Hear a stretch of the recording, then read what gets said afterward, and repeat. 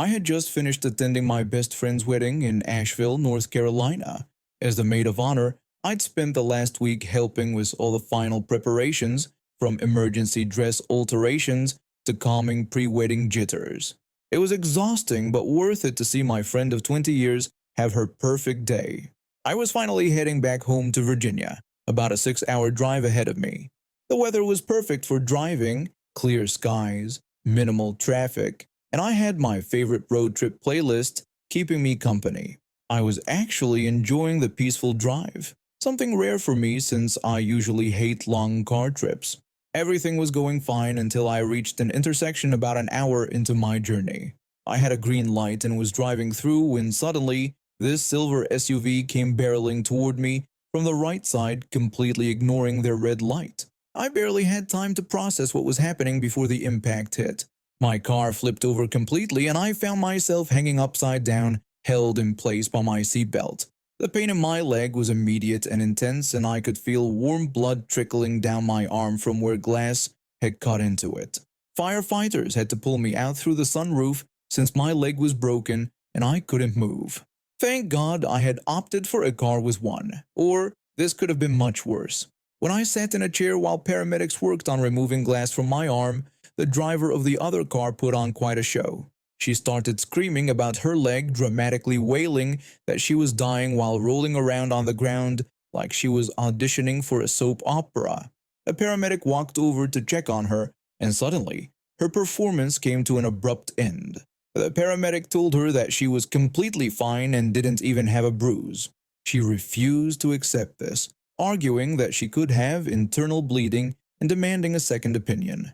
When the paramedic tried to reassure her again, she just kept insisting it was unacceptable. After realizing she wasn't getting anywhere with her injury claims, she stormed over to where I was being treated. Mind you, the paramedic was still pulling pieces of glass from my arm.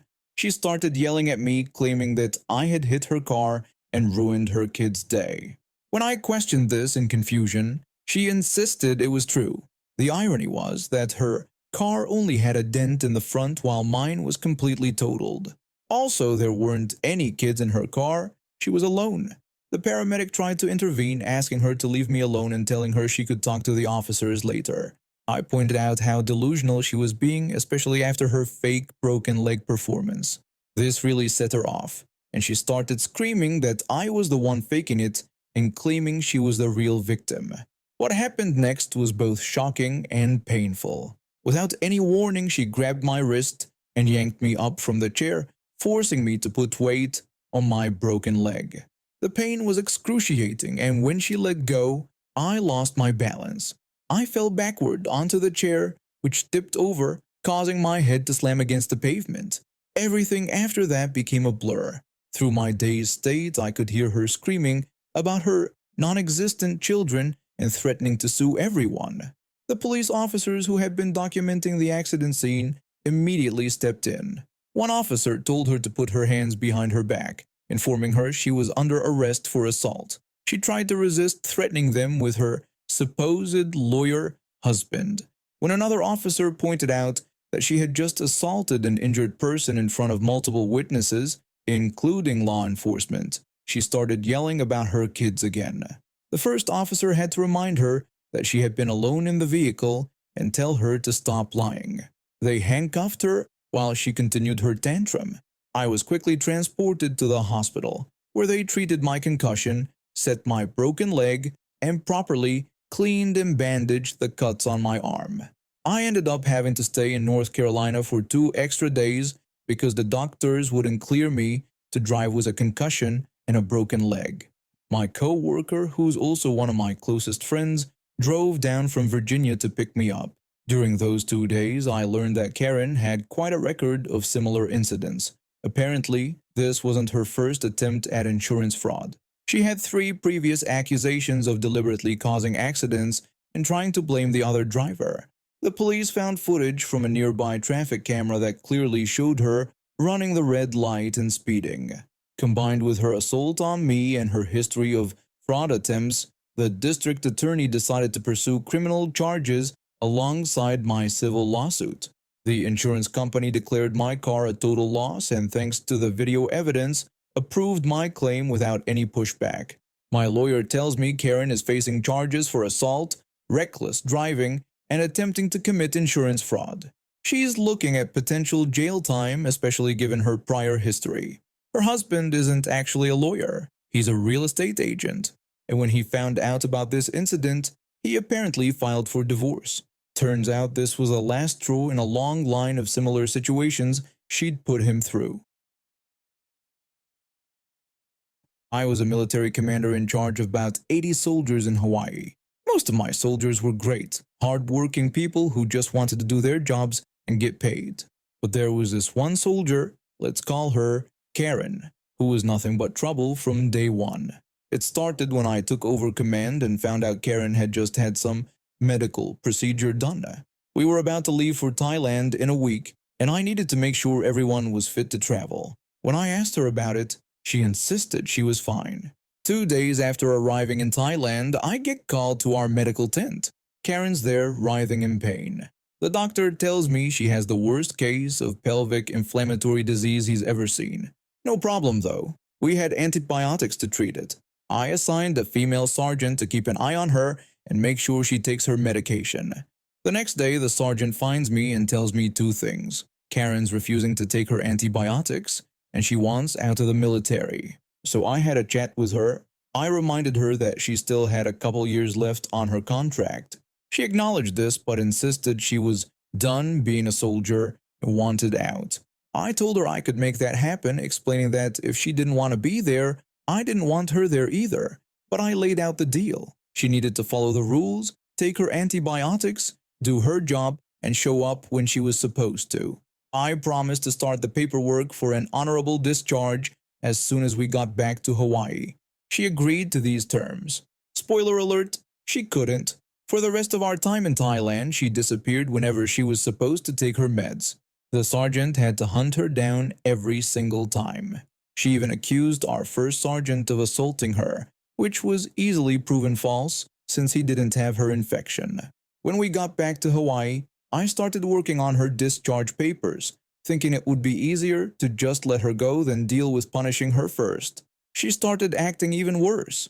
She got caught drinking underage at 19. She and her husband forged documents to get free housing on base that they weren't qualified for.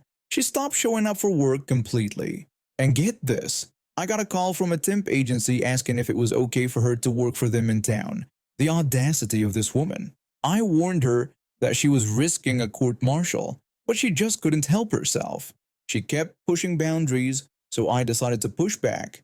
I canceled her honorable discharge and started the court-martial process.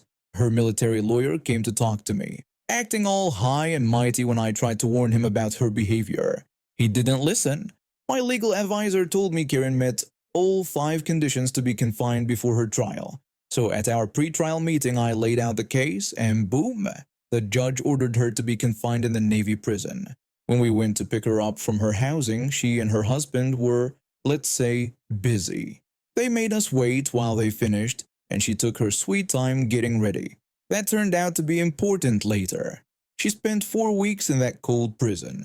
During that time, her husband got kicked out of the military dishonorably and left the island. He also fraudulently bought a van and abandoned it. Even better, we found out he'd stolen military equipment and explosives from other soldiers. Then we got the news. Karen was pregnant. From that day, we picked her up. She couldn't stay in confinement anymore because of it. Her lawyer promised she'd behave until we could send her home. But of course, she didn't.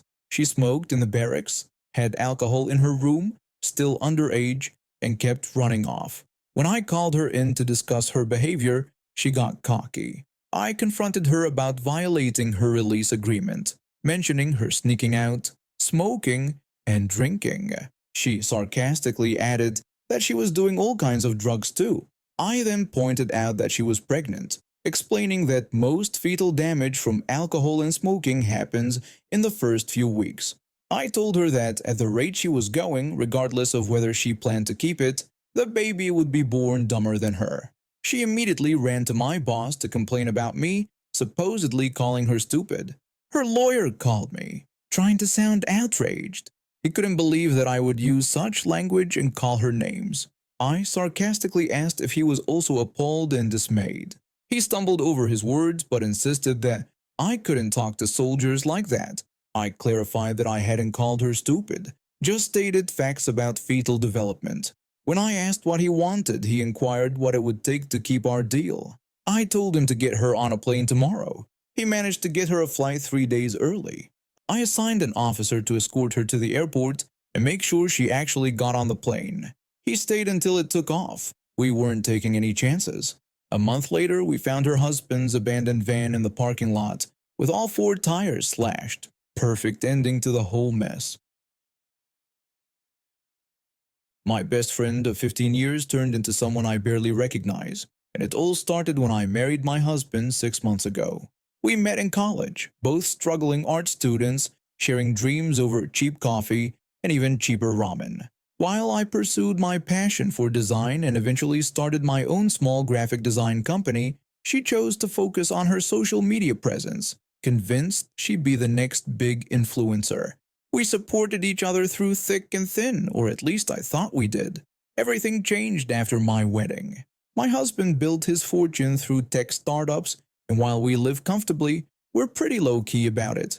No flashy cars or massive mansion, just a nice house in a good neighborhood and the freedom to not worry about bills. 2 weeks after we returned from our honeymoon, my friend invited me for coffee at our usual spot. I should have known something was off when she ordered the most expensive drink on the menu and gave me a pointed look. She started off by asking me how married life was treating me. I tried to tell her it was great and that we were still settling in, but she cut me off before I could finish. She said she'd been thinking about something and reminded me how long we'd been friends and how she'd always been there for me. She pulled out a folder from her expensive bag, a bag I later learned she'd put on credit, expecting me to pay for it. She told me she'd drafted up what she called a little agreement to ensure our friendship stayed strong. When I asked her what she meant by an agreement, she explained that since I was basically rich now, she thought it was only fair that I help support my best friend. She even had the nerve to ask what the point of having money was if I couldn't share it. She slid over a document titled Friendship Support Agreement. I'm not joking. This thing was 5 pages long, with actual sections and clauses. She wanted a monthly allowance of $5,000 for maintaining an appropriate lifestyle befitting our friendship status, annual all-expenses-paid luxury vacations, and a $50,000 severance package if our friendship ended. When I asked if this was a joke, she got defensive and said she didn't look like she was joking. She claimed she'd supported me emotionally for years, and now it was my turn to support her financially, insisting it was only fair. I questioned how any of this could be considered fair. She responded by listing all the ways she'd been my emotional support system for 15 years, listening to my relationship drama, helping me pick out my wedding dress, and even introducing me to some of my clients when I started my business. She insisted all of that had to count for something. When I pointed out that this was just what friends do and that I'd done the same for her, she dismissed it by saying things were different now because I was rich. Then she gave me an ultimatum. When I pressed her about what would happen if I refused, she threatened to make sure everyone knew how I'd abandoned my best friend after getting rich, reminding me of her significant social media following. I left the cafe in shock. Within hours, she was posting vague but pointed stories on Instagram about fake friends and wealth-changing people. Then came the Facebook posts describing how her former best friend had forgotten her roots and abandoned those who helped her get where she is. But she didn't stop there. 3 days later, she created a GoFundMe campaign titled Standing Up Against Wealth Discrimination. The description painted me as an elitist who had forgotten my humble beginnings, complete with carefully edited screenshots of our text conversations and photos from when we were struggling students. She even had the audacity to send a link to my husband's family members, claiming she needed funds to fight for justice against our oppression. The goal? $100,000 for her emotional damages and legal fees. That's when I decided enough was enough. I had our lawyer send her a cease and desist letter regarding the defamatory posts. I also compiled all her messages, the ridiculous agreement, and her GoFundMe campaign into a single post on my own social media. The response was overwhelming. Her followers quickly turned on her when they saw the full story. The GoFundMe was taken down for fraudulent claims, and several mutual friends came forward with similar stories of her attempting to guilt them into financial support. The final blow came when one of her favorite luxury brands, which she'd been trying to partner with for years, publicly commented on my post, saying they were glad to know the truth about her character before finalizing any influencer contracts. Last I heard, she's deleted all her social media accounts and moved back in with her parents.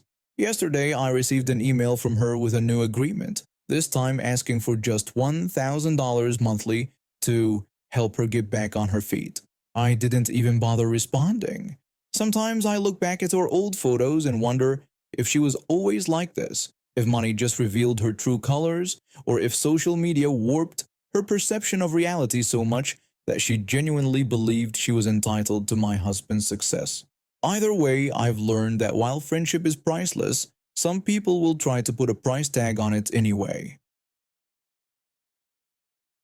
As a construction manager used to city life, I was excited when my company offered me a promotion to lead a new suburban branch. The salary increase meant I could finally afford a house in what seemed like a peaceful neighborhood with a homeowners association. The previous owners warned me about the HOA being strict, but I'd handled difficult people throughout my career. How bad could it be? Everything was fine until Karen moved in. She bought the biggest house in the community and immediately declared herself the HOA president without any election. She simply sent letters to everyone's mailboxes announcing her appointment, claiming she had bought the position along with her house from the previous president. Her reign of chaos began immediately. She implemented necessary community standards that included mandatory lawn mowing every 36 hours and required all outdoor furniture to be officially HOA approved, which, coincidentally, could only be purchased from her newly opened overpriced store nearby. When confronted about her lack of authority, she began her most outrageous scheme, issuing fines and monopoly money.